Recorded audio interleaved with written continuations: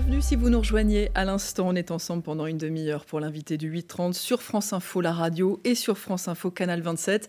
Avec, comme chaque matin, dans le studio, Jean-François Aquili. Bonjour. Bonjour Céline. Et bonjour à vous, Marc Fesneau. Bonjour. Merci d'avoir accepté notre invitation ce matin. Vous êtes le ministre de l'Agriculture et de la Souveraineté alimentaire. Alors on va parler de la rentrée, bien sûr, rentrée politique, puisque le Conseil des ministres de la rentrée aura lieu demain, rentrée sociale également. Mais d'abord, si vous le voulez bien, revenons sur l'été qu'on vient de traverser, qui a été terrible à bien des égards, la sécheresse, la canicule, les orages. Vous avez annoncé hier une première série de mesures pour le secteur agricole. Est-ce que ça n'arrive pas quand même un petit peu tard ?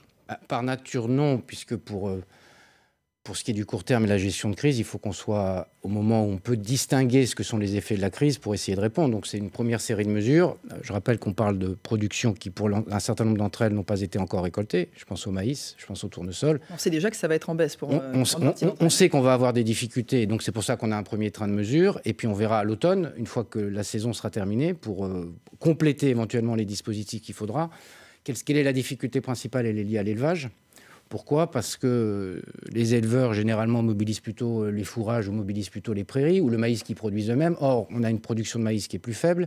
Et deux, on a des prairies. Tous ceux qui ont été sur les routes de France cet été l'ont vu, qui ressemblent plutôt à des paillassons qu'à des prairies. Et donc, on a un problème d'alimentation animale et donc une difficulté pour les éleveurs à trouver très rapidement maintenant de l'alimentation comme ils le font en hiver, sauf que là, on est au mois d'août. Et donc, c'est ça la difficulté principale devant laquelle on est. Marc Fesneau, ce sont à peu près tous les secteurs, à part peut-être la vigne ou les grandes céréales, sont tous les secteurs qui sont impactés par cette sécheresse. Par nature, oui. Ça veut dire qu'il faut aider tout le monde, finalement. Il faudra... pièce par pièce, si je peux dire, secteur par secteur, regardez les conséquences. La vigne, alors ça n'a pas été la sécheresse pour la vigne, vous l'avez dit, vous avez parlé des orages, ça a été plutôt la grêle. Il y a eu encore des épisodes de grêle ou d'orages violents, je pense, dans le Gers ou dans le sud de la France, ou en Corse, évidemment. Et donc, secteur par secteur, regardez, alors les grandes cultures, ça occupe une grande partie de nos surfaces. Une partie a pu être récoltée dans des conditions qui sont plutôt correctes, je pense des céréales à la paille. Donc il faut regarder l'arboriculture, le maraîchage. Pourquoi ? Parce qu'il y a un sujet d'accès à l'eau et une difficulté pour un certain nombre d'entre eux à avoir une production qui soit au rendez-vous. Mais Marc Fesneau, juste avant de rentrer dans le détail des mesures secteur par secteur, une vision globale quand même de la gestion de crise. Est-ce que vous avez été suffisamment sur le terrain ? On a le sentiment qu'on a vu beaucoup Gérald Darmanin parler des incendies, aller voir les pompiers, s'inquiéter du front des feux de forêt. On a assez peu vu le ministre de l'Agriculture auprès des éleveurs, auprès des cultivateurs, très inquiets par cet été hors norme. J'ai été à la fois sur le terrain début août, encore la semaine dernière, j'ai été sur le terrain tout l'été, à la fois pour constater et puis essayer d'évaluer les mesures. Les mesures que j'ai évoquées hier, que j'ai présentées hier, sont le fruit d'un travail de terrain que j'ai fait avec les équipes du ministère, les équipes des services déconcentrés de l'État. Donc le sujet, c'est à la fois d'être sur le terrain et en même temps de regarder concrètement ce qui est dans ces utile situations pour l'agriculture. De crise-là, Marc Fesneau, il faut communiquer au maximum ou il faut être discrètement sur le terrain ? Il faut les deux. Je pense qu'il faut communiquer pour montrer qu'on est au plus proche des difficultés. Quand il y a un épisode de grêle, quand j'étais dans l'Allier, j'étais dans les Alpes de Haute-Provence, j'étais dans le Maine-et-Loire l'autre jour. Bref, il faut à la fois être sur le terrain parce qu'il y a il faut montrer aussi aux agriculteurs, puisque c'est d'eux dont on parle en l'occurrence, qu'on est au plus proche de leur réalité, qu'on essaie de percevoir ce que sont leurs difficultés. Et puis deux, après, il faut aller là plus discrètement, faire un travail de fond, qui est un travail de réponse aux enjeux qui sont les leurs. Parce qu'il y a des attentes du tout de suite, du maintenant. Il y a eu cette conférence hier pour présenter les premières mesures sécheresse. Vous allez mobiliser le régime de calamité agricole. Alors ça ne concerne pas tout le monde. Hein. Non, alors il y a le régime de calamité agricole, il vient couvrir... Il y a ceux qui en bénéficient et pas les autres. Non, il vient couvrir, oui, bien sûr, mais il vient couvrir les besoins. C'est un régime qui existe depuis très longtemps. Il vient couvrir les besoins et les nécessités qui sont des cultures qui ne sont pas assurables. Ça, c'est un premier élément. Et donc, c'est principalement les prairies, parfois un certain nombre de cultures. Ça peut être aussi, parce qu'on va avoir des conséquences, on dit trop peu, sur des cultures dites pérennes. Je pense à l'arboriculture, aux petits fruits, le cassis, les framboises, où là, c'est le fond qui a un risque de disparaître, parce que l'absence d'eau peut faire disparaître et mourir ces plantes-là. Et donc, le système de calamité va être mobilisé. Deuxième élément, on va mobiliser aussi la capacité, parce que c'est un sujet de trésorerie pour beaucoup d'agriculteurs, c'est la capacité à acheter du fourrage, à acheter... des compléments alimentaires pour leurs animaux. Et donc, on va mobiliser la PAC en disant qu'en fond, les versements PAC, c'est 50% qu'on verse le 16 octobre et on va être plutôt à 75%, ce qui permet de remettre dans la machine, si je peux dire, de la trésorerie pour les agriculteurs. C'est 1 milliard et 1,5 milliard. Ouais. Ça fait 1,5 milliard de plus qui seront versés en avance de phase, qui permettront aux agriculteurs de pouvoir, pour une part d'entre eux, et puis après, on va évaluer ce que vous disiez à juste titre, les besoins complémentaires pour regarder ceux qui sont vraiment dans des situations d'impasse pour répondre à leurs besoins. Et ça va se dérouler dans les semaines qui viennent. Est-ce qu'il va y avoir des conséquences sur les prix ? Est-ce que ça, on peut déjà le mesurer sur les prix alimentaires ? Alors, il y a les principales conséquences des prix alimentaires, vous l'avez vu, on l'a tous vu, c'est les conséquences de la guerre en Ukraine. Puisque le prix des céréales est un prix qui a monté très puissamment à partir... Alors, il avait commencé à monter avant, mais qui a monté puissamment à partir de la crise ukrainienne. À date, on ne peut pas dire ça, parce que c'est un sujet plutôt d'accès et de trésorerie. Mais en tout cas, il faut être vigilant pour faire en sorte que ne viennent pas se surajouter à cette question ukrainienne et à l'inflation qu'il y a à la crise ukrainienne, une inflation qui soit de notre nature. Il pourrait y avoir un mécanisme de compensation si tel était le cas. Il y a déjà ça, c'est un autre registre, c'est le registre pouvoir d'achat, c'est le registre inflation. Mais à date, ce n'est pas ça qui est le sujet principal. Le sujet principal dans le milieu agricole, c'est que les agriculteurs puissent avoir accès, pour des questions de trésorerie, à de l'alimentation animale. Est-ce que vous dites aujourd'hui, ce matin, Marc Fesneau, à tous les agriculteurs, les éleveurs qui vous écoutent ce matin, ça va être comme ça tous les ans, où il y a une vision des années qui viennent? Mais c'est le moyen et long terme, et c'est là-dessus qu'il faut travailler. La vérité, quand vous êtes face à des agriculteurs, quand on en est sur le terrain, qui ont eu parfois gel, grêle, sécheresse, le tout dans un pas de temps qui est de 12 mois, il y a une forme de désespérance avec le sentiment pour le monde agricole que de crise en crise, leur capacité productive, et donc au fond la souveraineté qui est la nôtre, elle risque de diminuer. Donc on a besoin de travailler sur ce qu'on appelle la résilience, c'est-à-dire la capacité des systèmes à être raisonnés et à être pensés dans un dérèglement climatique qui va durer. C'est-à-dire quoi? Faire des provisions, changer la production? C'est les natures de production qu'on fait évoluer. Par exemple, on glose beaucoup sur le maïs, mais il y a déjà un certain nombre d'agriculteurs qui se sont orientés vers d'autres productions qui permettent de se substituer au maïs, qui est très demandeur en eau. Il y a travailler... Le sorgho, par exemple? Oui, par exemple. Et il y a d'autres solutions qui peuvent être trouvées. C'est de travailler aussi sur les réserves en eau, parce qu'au fond, il faut faire en agriculture ce qu'on conseille à chacun d'entre nous quand on a une maison, c'est on récupère l'eau de pluie quand il y en a trop pour pouvoir arroser son jardin. C'est exactement le même système, parce que l'eau en agriculture, pardon de répéter une évidence, sans eau, il n'y a pas d'agriculture. C'est un combat multimillénaire, le combat du monde agricole pour accéder à l'eau. Et donc, il va falloir aussi qu'on travaille sur ces sujets-là. Puis les pratiques agricoles, ce qu'on appelle l'agroécologie en particulier, qui permettent d'avoir des systèmes qui soient plus résistants, si je peux dire, à ces dérèglements climatiques. On va y revenir évidemment à la gestion en eau parce que c'est un enjeu primordial à l'avenir de l'agriculture également avec vous, Marc Fesneau, ministre de l'Agriculture. Tout d'abord, 8h40, le fil info, ce qu'il faut retenir de l'actualité de ce mardi, c'est avec Louise Buyens. C'est l'heure de la rentrée pour l'exécutif. Elisabeth Borne et Emmanuel Macron dînent ensemble à l'Elysée ce soir. Au menu notamment le pouvoir d'achat, la réforme du chômage et la planification écologique. Ils se préparent avant le premier conseil des ministres prévu demain. L'hôpital de Corbeil-Essonnes, en région parisienne, n'a pas payé les 10 millions de dollars de rançon réclamés par les hackers qui ont piraté le système informatique de l'établissement ce week-end. Depuis, les admissions aux urgences et l'accès aux dossiers des patients sont très fortement perturbés. La direction n'envisage pas un retour à la normale avant plusieurs semaines. 3 policiers suspendus aux États-Unis après une arrestation particulièrement musclée en Arkansas dimanche. Une vidéo montrant un homme plaqué au sol et tabassé par les agents circule sur les réseaux sociaux. Plusieurs enquêtes sont en cours. Pénalisé par l'envolée du gaz qui nourrit l'inflation et augmente les risques de récession en Europe, l'euro passe sous la parité avec le dollar. La monnaie européenne n'a jamais atteint un niveau aussi bas depuis son entrée en circulation il y a 20 ans. France Info. Le 8-30 France Info, Jean-François Achilly, Céline Aslo. Et avec nous, Marc Fesneau, le ministre de l'Agriculture et de la Souveraineté alimentaire. Marc Fesneau, vous évoquez la gestion de l'eau. Écoutez ce qu'en a dit la présidente de la FNSEA, Christiane Lambert, qui était l'invitée vendredi dernier de nos confrères de France Inter. Comment se fait-il qu'aujourd'hui les Pays-Bas et le Danemark, qui sont plus au nord que la France, stockent plus d'eau que la France? Nous avons un blocage idéologique en France sur ce sujet.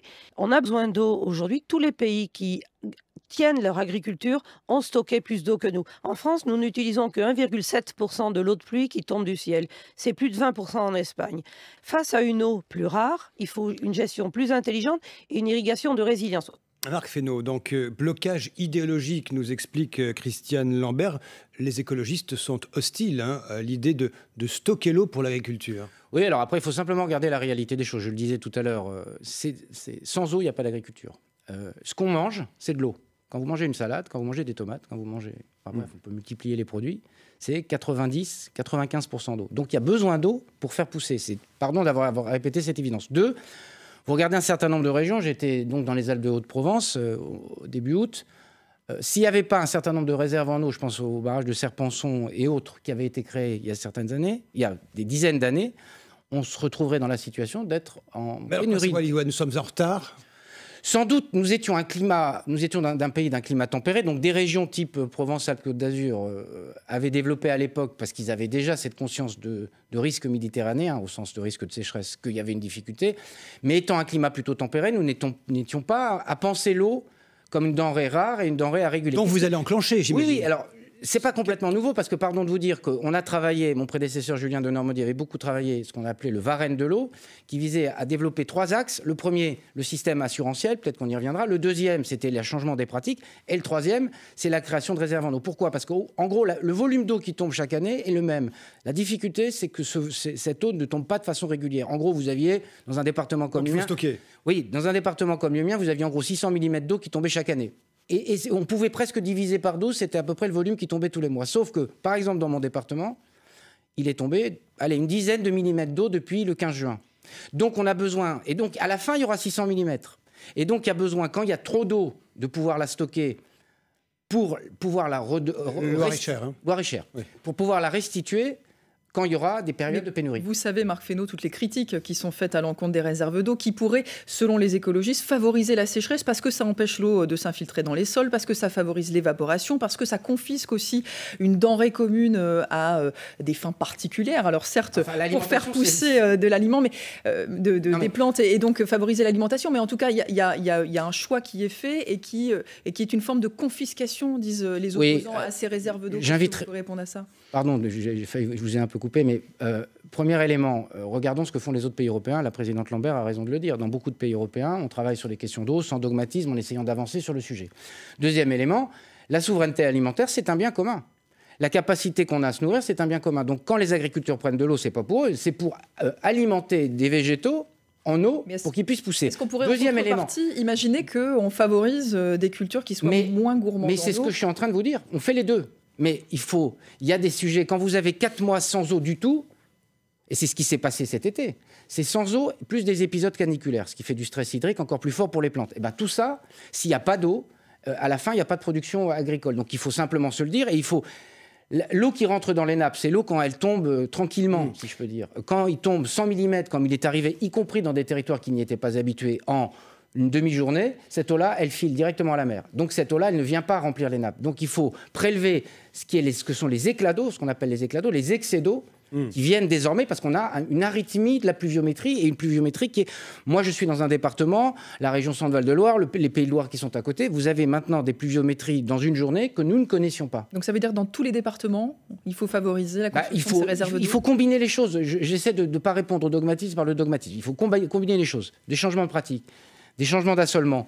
Et puis, il y a besoin d'eau, et donc il faut, pardon du terme, tranquillement, poser les termes du débat. Et il y a bien des endroits, d'ailleurs, j'étais l'autre jour en Maine-et-Loire, où on voit bien que agriculteurs, associations environnementales, services de l'État et autres usagers se sont mis autour de la table. Et parfois, ça a permis de maintenir les étiages. Si la Seine est encore à un niveau d'étiage assez élevé, s'il y a encore de l'eau à ce niveau-là dans la Seine, c'est parce qu'il y a bien des ouvrages qui sont en amont et qui existent et qui ont été créés, d'ailleurs avec une volonté qui était une volonté de lutter contre les inondations, en particulier en région parisienne. Donc il faut aussi développer le multi-usage. Et puis dernier point, pardon d'être long, mais c'est un sujet important, il faut qu'on développe aussi la capacité à mobiliser de l'eau. On est le pays d'Europe, ou l'un des pays d'Europe qui mobilise le moins l'eau issue des stations de traitement de l'eau. Donc vous faites quoi alors? Vous allez enclencher tout de suite ou pas? Oui, mais dans le cadre du Varenne de l'eau, il y a un certain nombre de projets qui ont été posés sur la table. L'idée maintenant, c'est d'accélérer, et c'est ça qui recycler l'eau. La France est très en retard. Non, mais l'eau est recyclée. Simplement, maintenant, il faut la réutiliser en agriculture, et donc c'est parfois des contraintes normatives. Mais là aussi, on trouvera sûrement des âmes bien pensantes qui nous expliquerons que non, on ne peut pas la réutiliser. Les agriculteurs, ils sont prêts à ça, à mettre dans leur champ bien sûr de l'eau. Sur un certain nombre de cultures, ça pose pas de difficultés particulières. Enfin. Nous ne sommes pas sur une île isolée du reste du monde. En Italie, c'est 15% de l'eau issue des stations qui est réutilisée. En France, c'est 1%. Que je sache, les blocages psychologiques aussi. Oui, mais essayons de poser tranquillement les débats, de lever les blocages psychologiques et de répondre à la question qui est l'eau est une denrée précieuse. Et donc, il faut la traiter comme une denrée précieuse. Et donc, si on peut la réutiliser, par exemple, dans ce domaine-là, on le fait. Et si on peut la stocker quand il y a des excès de pluviométrie, eh bien on la stocke. Marc Fesneau, est-ce qu'il n'y a pas au fond deux visions qui s'affrontent? La question, c'est quel est le modèle désormais d'une agriculture résiliente, vous disiez tout à l'heure, respectueuse de l'environnement, capable de nourrir en même temps la population. Je propose d'entendre Sandra Regol, qui est députée Europe Écologie Les Verts du Bas-Rhin. Elle était sur France Info, notre invitée avec Céline Asselot, et elle a proposé de consommer moins de viande et mieux. Alors, manger moins de viande, mais manger mieux de viande, ça veut dire de la viande qui est produite chez nous par des paysans qui font vivre nos campagnes. Aujourd'hui, l'essentiel de cette viande que l'on consomme, elle vient de l'autre bout du monde. Elle répond à des modes de production qui ne sont pas ce qu'on voudrait. Elles ne produisent pas d'emplois chez nous. Moins de viande, mieux de viande, dit cette députée écologiste. Il y a deux choses. D'abord, il y a une inexactitude. Ce serait tellement bien dans ce pays qu'on pose les sujets dans la réalité de ce qui sont. L'essentiel de la viande qui est consommée en France ne vient pas de l'étranger, elle vient de France. Faut arrêter de dire des choses qui sont des sornettes. Ne prenons pas de cas minoritaires ou des sujets qui sont mineurs, des sujets majeurs. L'essentiel de la viande produite donc ça c'est factuel. Il suffit de vérifier, de voir que l'essentiel de la viande consommée en France, c'est de la viande qui est produite en France. Mais pas forcément nourrie uniquement avec des plantes et des fourrages produits en France. Non, mais c'est encore un autre sujet. Mais d'ailleurs, le plan protéines qu'a voulu développer le président de la République, c'est un plan d'autonomie alimentaire, parce qu'on a besoin de travailler sur l'alimentation et de sortir effectivement du soja, qui a été une alimentation qui était le produit de la déforestation. Et les éleveurs travaillent là-dessus. On n'a pas attendu les uns ou les autres pour le faire. Donc, premier sujet, essayons de poser les sujets tels qu'ils sont dans la vérité des faits. Et le deuxième sujet, ça c'est assez juste, c'est comme consommateurs nous-mêmes. Qu'est-ce qu'on a dans l'acte de consommer? Il y a un consommateur et puis il y a un citoyen. Et quand on consomme des produits français, en particulier sur la viande, on a derrière, il faut penser derrière à ce qui est derrière le produit qu'on consomme. Et c'est un agriculteur, un éleveur qui permet d'entretenir le paysage, qui permet d'apporter des choses en termes de biodiversité, qui permet aussi d'éviter parfois dans certains secteurs que ça s'enfriche et qu'on puisse avoir des feux de forêt. Donc nous, consommateurs, collectivement, nous avons dans notre acte de consommation quelque chose qui est de l'ordre d'un puissant levier aussi pour l'agriculture. Vous savez que la viande bovine, c'est sans doute ce qui consomme le plus d'eau dans toutes les cultures animales, évidemment, qu'il faut énormément de litres pour produire un kilo de viande. Donc on peut se poser la question quand même de ce choix-là. Tendanciellement, on voit bien d'ailleurs qu'on est plutôt sur une décroissance de la consommation de viande, mais assis autour de ce bureau, de dire il y a qu'à, faucon, etc., qu'il y ait une tendance lourde qui soit celle-là. Par ailleurs, il y a un sujet central, c'est on ne réussira pas cette transition s'il n'y a pas de recherche du juste prix. Mais les circuits c'est-à-dire courts, de rémunération. Les justes prix, d'accord, mais les circuits courts, par exemple, oui, c'est la bonne idée. Oui, mais les circuits courts, ils se développent, ils existent, mais enfin 90% de la consommation ne se fait pas en circuit court, elle se fait dans la grande distribution. Et c'est là que nous avons comme consommateurs des choix que nous devons opérer. On a eu beaucoup d'espoir au moment de la crise Covid, dans cette crise qui était par ailleurs dramatique, qui était au fond le retour au circuit court un peu forcé que nous étions du confinement. Et puis, la nature est revenue au galop, pardon de cette expression, et au fond, on est revenu dans les circuits de grande distribution classiques. Et donc, là aussi, comme consommateur, on doit regarder. Mais c'est vrai que les circuits courts sont une dévoie. Qu'est-ce que vous dites aux consommateurs aujourd'hui? Au vu de l'été qu'on vient de traverser, qu'est-ce que vous conseillez? Tendance à dire que dans les actes de consommation que nous avons, et je connais les contingences aussi inflation, mais on a essayé de poser un certain nombre de sujets sur la table au gouvernement, de faire en sorte qu'à chaque fois qu'on produit un acte de consommation, on cherche l'agriculteur qui est derrière et la rémunération qui est derrière. Et le juste prix, c'est pas forcément le bas prix. Parce que sinon, on incite plutôt à une agriculture qui soit dévalorisée de la qualité. C'est pas facile de savoir quand vous vous baladez dans les rayons d'un supermarché. Il y a parfois des étiquetages et vous voyez bien quand c'est produit en France, vous voyez bien quand il y a une rémunération qui est indiquée. Enfin, il y a un certain nombre d'indicateurs et de premiers indicateurs qui permettent de le faire. 8h51 sur France Info, Marc Fesneau, notre invité ministre de l'Agriculture. On reprend cet entretien dans un instant. Tout d'abord, ce qu'il faut retenir de l'actualité de ce mardi. Louise Buyens pour le Fil Info. Le feu ne progresse plus dans le massif des Alpilles, dans les Bouches-du-Rhône. Près de 120 hectares de végétation ont brûlé depuis hier après-midi. 250 pompiers restent mobilisés ce matin. L'incendie n'est pas encore fixé. Un garçon et une fille, des mineurs, sont morts hier soir dans un accident de la route à Lyon. Une ambulance privée qui partait en intervention les a percutés. Ils circulaient sur une trottinette sur la voie dédiée au secours et au bus. Gérald Darmanin veut ouvrir des lieux de rééducation et de redressement pour les mineurs délinquants de Mayotte, encadrés par des militaires. Le ministre de l'Intérieur et des Outre-mer annonce qu'il va faire des propositions au président dans les prochains jours. Emmanuel Macron qui avait déjà évoqué cette idée pendant la campagne pour la présidentielle. Bientôt, des formations destinées à l'armée ukrainienne et dispensées par l'Europe. Proposition du chef de la diplomatie européenne. Elle sera discutée la semaine prochaine par les ministres de la Défense des 27 États membres. France Info. Le 8-30 France Info, Jean-François Aquili, Céline Aslo. Avec toujours dans le studio de France Info, Marc Fesneau, ministre de l'Agriculture et de la Souveraineté Alimentaire. Alors c'est une forme de rentrée demain, premier conseil des ministres autour d'Emmanuel Macron à l'Élysée. On va évoquer évidemment les grands sujets de la rentrée, le budget aussi sans doute. Les arbitrages ont été annoncés par Gabriel Attal, rallonge de 3,3 milliards pour la transition écologique et avec à l'intérieur un demi-milliard pour l'agriculture. Est-ce que ça veut dire que l'un de vos enjeux pour la rentrée, Marc Fesneau, ce sera d'arriver à trouver votre place dans une priorité donnée à la transition écologique? Mais l'agriculture par nature, elle a beaucoup de voies et moyens de trouver des solutions dans les questions de règlement du dérèglement climatique. Il n'y aura pas de tiraillement. Il n'y a pas de tiraillement parce que je crois que quand vous parlez avec les agriculteurs, d'abord, ils sont les premiers à connaître le dérèglement climatique. Il suffit de parler aux viticulteurs et qui vous montrent les tableaux des dates de vendange entre ce qui était les tableaux au mois de leurs parents et ce qu'ils ont aujourd'hui. Donc eux, ils savent ce qu'est le dérèglement climatique parce qu'ils l'ont perçu, physiquement perçu. Et puis d'eux, ils le vivent aussi comme une crise, on en a parlé, c'est-à-dire qu'en permanence, ils sont victimes du dérèglement climatique. Et par ailleurs, ils ont des solutions. Parce que l'agriculture est un formidable outil, si je me permettez cette expression, qui permet par exemple le stockage carbone. La forêt aussi, on n'en a pas parlé, mais la forêt, qui est aussi dans mon périmètre, c'est un formidable outil pour le stockage carbone. Donc l'agriculture, elle est à la fois victime du dérèglement climatique, on en a longuement parlé tout à l'heure, et deux, elle porte des solutions qui permettront aussi de lutter contre le dérèglement climatique. Et donc on est au cœur, et c'est pas par hasard que dans les budgets qui sont dédiés au sujet écologique, de transition écologique et de lutte contre le dérèglement climatique, l'agriculture soit au cœur du sujet. Vous diriez, Marc Fesneau, par-delà le sujet qui est important de l'agriculture, que c'est une rentrée inquiète?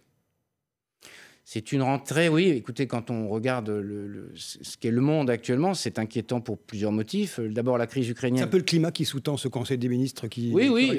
Au-delà de ce qu'on a évoqué, qui est un climat un peu anxiogène, le climat du dérèglement climatique crée de l'anxiété. Donc, à nous, au-delà de la réponse à l'immédiateté, d'essayer de tresser des perspectives, ce que j'ai essayé de faire devant vous, de trouver des solutions. La question, c'est pas d'être posé sur son siège et de dire il y a qu'à, faut qu'on, il faudrait, il aurait fallu, c'est de faire. Et c'est ce qu'on fait. Et on ne le découvre pas cet été, parce qu'il y a un certain nombre de mesures que j'ai évoquées qui avaient été prises avant. Puis donc ça, c'est un sujet d'angoisse. Puis un deuxième sujet qui est la crise ukrainienne, qui porte son lot d'angoisse en termes d'inflation, qui porte son lot d'angoisse en termes guerriers. Disons les choses, parce que les rodomontades des uns et des autres en Russie peuvent être inquiétantes, et globalement le sentiment que la tension internationale est à son comble dans un dérèglement global du monde. Et puis troisième élément, la crise énergétique produite par la crise ukrainienne, elle fait peser de lourdes menaces, y compris sur de grands partenaires européens, pour ne pas dire les premiers, je pense aux Allemands, avec des risques sur l'économie mondiale.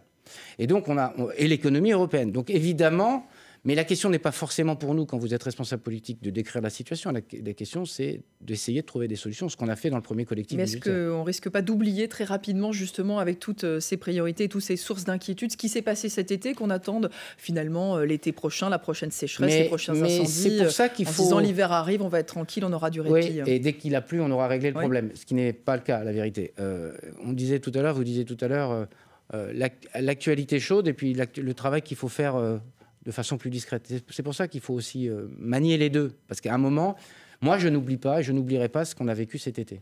Et le gouvernement n'oubliera pas ce qu'on a vécu cet été. Et donc, mais nous sommes dans une société de l'immédiateté, donc il faut faire des images et montrer des choses, et puis après, on oublie un peu trop rapidement, vous avez raison. Mais il n'est nulle question pour moi, parce que les effets de ce qui s'est passé cet été, d'abord, malheureusement, et je ne dis jamais autre chose aux agriculteurs, ça se multipliera. Et donc la nécessité du dérèglement climatique face au dérèglement climatique, c'est de s'adapter. Et donc ça, c'est du temps long. Et donc il faut qu'on accepte de travailler sur le moyen et long terme. Et c'est la difficulté, y compris pour installer de jeunes agriculteurs.